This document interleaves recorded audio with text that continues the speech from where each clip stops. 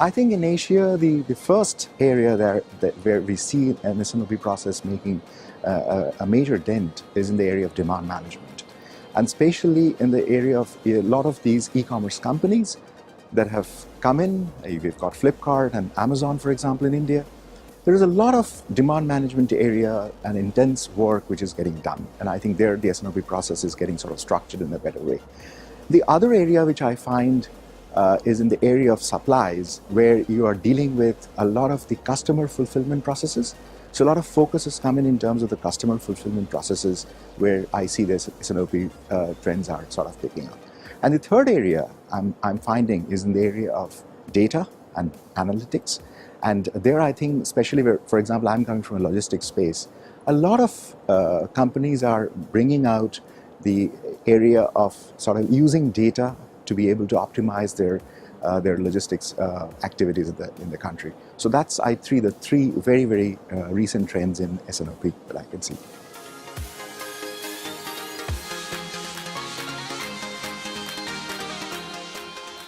I think, for example, I take the example of Hindalco, a company which has put in a huge amount of greenfield expansion projects. It is growing at a phenomenal pace. Think about logistics, for example, and there I see that there is a lot of scope for S&OP processes to bring in the area of optimization. And here you're talking of moving like 45 million tons of goods all across the country over large distances, and all of these goods have to reach the destination on time. So you've got the customer fulfillment process on one hand, and you've got a huge amount of cost which has got to be sort of optimized. So I see that in manufacturing, which is growing at a phenomenal pace in India or in Asia, the issue of creating the customer fulfillment processes together with having a very strong hand on the cost positions. And that's where I see that this S&OP processes could bring about this sort of big connection, which currently is probably missing. And this has got to be a sort of an independent process, not really a part of sales and marketing or a part of production. It's got to be an independent process, which brings in the best of both these functions together to be able to optimize.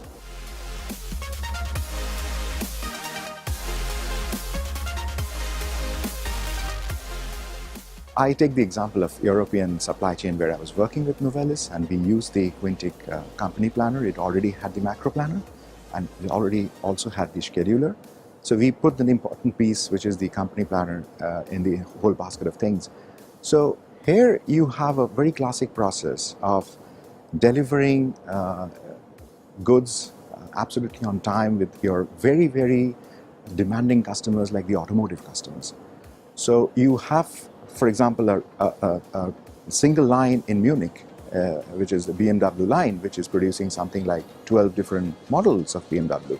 And if you include the variants, it will probably be 700 variants in one single line. And you've got to deliver all that absolutely on time when they want it. So I see that such a process, such a very, very complex process, and you also have a supply chain on the other hand at the back end, which is very complex all over Europe. So you have a supply chain process and you have a customer's very, very demanding process. And how do you make this match? And you've got tremendous number of stocking points all around.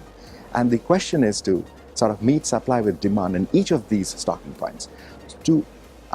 So therefore the analytics, the optimization, the kind of algorithms that we used through the Quintic company planner, it brought in this tremendous amount of ability to know what is exactly happening. And on the other hand, it also enables to do the consequence management, which is very, very important. So that means you have taken a decision, you also have to know what is the consequence of the decision. And then you create those KPIs through which you monitor how you went about and what you did. So overall, it is a tremendous tool which enables you to sort of improve your KPIs in the supply chain, do a very good consequence management, and at the end, you differentiate yourself. So it is a very important tool to sort of give you the competitive advantage.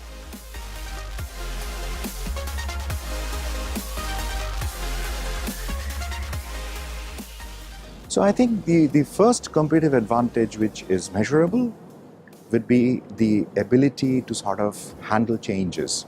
So whether it is on the demand side or whether it's on the supply side. So the first element by which you can really measure is your ability to sort of how speedily you're able to react. Or I would call it how much proactive you are in the marketplace. And it can be measured very easily in terms of the time that you take to deliver your new product to the market, the time that you take to sort of analyze a particular trend or a complaint, and then you respond to that speedily. So I think in terms of agility, in terms of being able to be proactive, the S&OP process gives you a very, very tremendous competitive advantage. The other thing is that if you look at the entire gamut of the entire supply chain, for example, you're starting with, for example, in our case, you're starting with bauxite mining and ending up with a beverage can, which could be spanning across various continents. So what exactly is happening in that entire supply chain? It would be in your fingertips, or you would probably know that at all times, at all periods of time. And this is, I think, something which no other process would sort of give you. So being able to know and the information that you have would be correct. So that's the second sort of thing that I feel.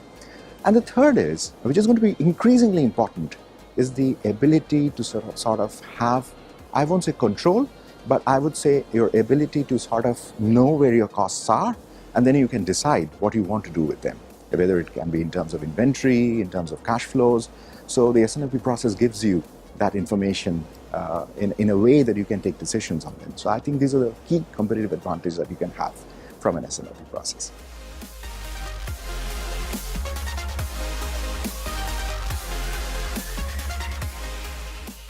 I think the first obstacle would be that if the company is not ready in terms of its ability to get the data in place. So it could be in a couple of forms. For example, it could be that you don't have a proper ERP system, or you could have ERP systems on different platforms, one platform not talking to the other. So data and having the right sort of systems in place as a platform to start the S&OP process would be, I think, the first sort of challenge for any organization which wants to get into it. The second would be the organization itself, and then the organization could be working in silos. You could have sales operating in a silo, the production operating in a silo, and maybe the production planning process is part of production, or it could be part of sales. So I think the organization and the structure of the organization, these could also be could give you challenges in terms of implementation. But at the end, I think it is the will of management. And if there is a very clear understanding as to these are the advantages that you can get out of the S&OP process, then I think every management will come forward. So that should not be sort of a hindrance going forward.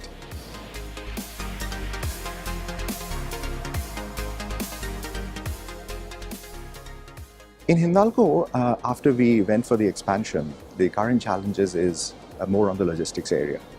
Because as you know, in the case of aluminium, for every ton of aluminium, you require 30 tons of different kinds of other things that you need to move. So that's the kind of a multiplier. So moving things across very long distances, for example, for 1.3 million tons of output, we move 14 billion ton kilometer within India. And if I add the ones which we are exporting to US or to very far east, it will be a huge amount of sort of movement. So I think in the logistics space, the process which we are currently working is a least cost allocation program. It is an optimization tool which sort of tells you that from which unit you need to service which market, which will give you the least cost. And it's a dynamic model. So we've started off with this as a tool, and our next step would be to take on with a macro planner and then move on to doing things on the company planner area as well. We have got the schedulers in place in most of our units, but there are challenges around ERP, which is not on the same platform in every unit. So probably that would be our first step. And then once we have all the ERP systems in one single platform, that is going to be the point of time when we can think of company planner. So this is how we look at the landscape in Hindalco.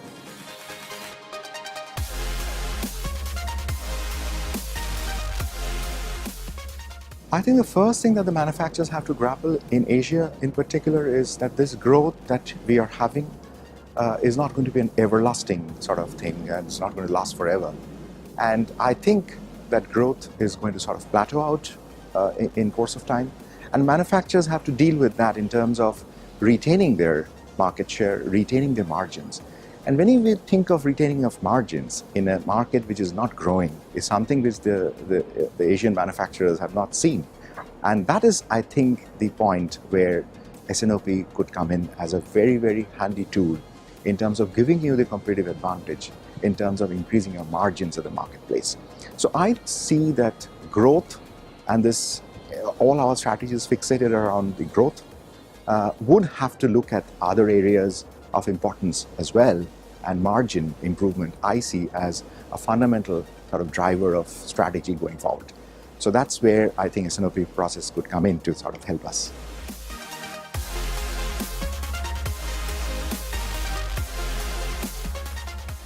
Some of the manufacturers in Asia are preparing themselves well, and these are the ones who are multinationals. I can see clearly Amazons are preparing themselves extremely well.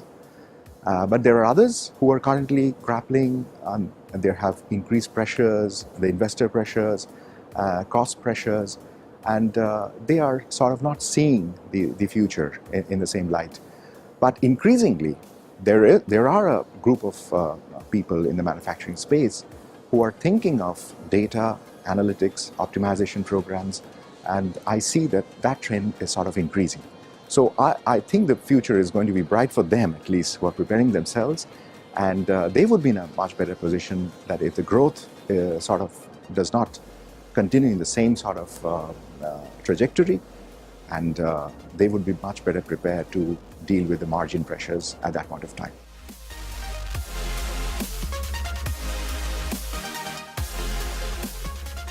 First of all, this is the first time that I'm sort of participating in a Quintic World Tour in Singapore, and I think it's going to be a fabulous experience for me in two ways. First of all, meeting the people and understanding from them who are in the industry, in the SNOP area, what sort of challenges they faced, and so it's a great learning opportunity for me. And on the other hand, it is also going to be good for me when I speak about some of my experiences with Quintic in Europe with a company planner, which when I share with others, they would also find similarities in the kind of challenges that they face, and therefore it would be a sort of a opportunity for both ways to sort of gain from that experience. So I see this as a wonderful way of exchanging ideas and thought, and especially when all the thought leaders in the SNOP space, they come together. I think it's a great sort of fulfillment itself, a great way to celebrate the SNOP, the world. And so therefore I feel this is to be a wonderful opportunity for me coming here and having the opportunity to talk to so many people and meet so many people.